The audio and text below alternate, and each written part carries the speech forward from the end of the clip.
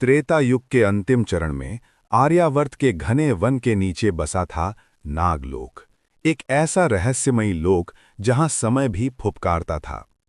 कहा जाता था कि नागलोक के मध्य स्थित नागमणि में सृष्टि को नष्ट करने और पुनः रचने की शक्ति थी।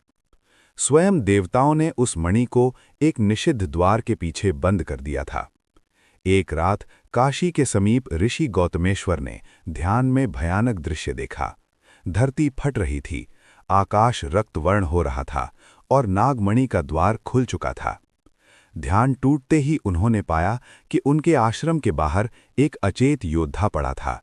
नाम था वीराग्नि। वीराग्नि के शरीर पर नागचिन्ह उकेरे हुए थे और उसकी सांसों में विष की गंध थी।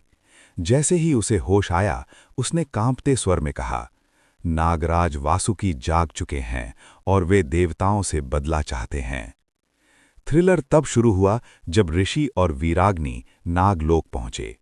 वहां अंधकार जीवित था, दीवारों से फुफकारती परछाइयां और हर मोड़ पर मृत्यु की प्रतीक्षा। अचानक उन्हें ज्ञात हुआ कि वीराग्नि स्वयं आधा नाग था, वासुकी का ही पुत्र, जिसे देवताओं ने छिपा दिया था। वासुकी ने नागमणि से द्वार खोल दिया था, परंतु वो मणि केवल एक शर्त पर शक्ति देती थी, बलिदान। जब वासुकी ने देव युद्ध छेड़ा, तब वीराग्नि ने सत्य स्वीकार किया और स्वयं को नागमणि को समर्पित कर दिया। धरती कांपी, द्वार बंद हुआ, नागलोक शांत हो गया।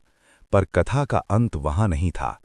सदियों बाद उसी वन में एक बालक जन्मा, जिसकी आंखों में नागमणि की चमक थी। क्या वीराग्नि सच में समाप्त हुआ था, या ये अंत केवल एक नई शुरुआत थी? आप लोग सब्सक्राइब नहीं करते दोस्तों, कृपया चैनल को लाइक सब्सक्राइब करें।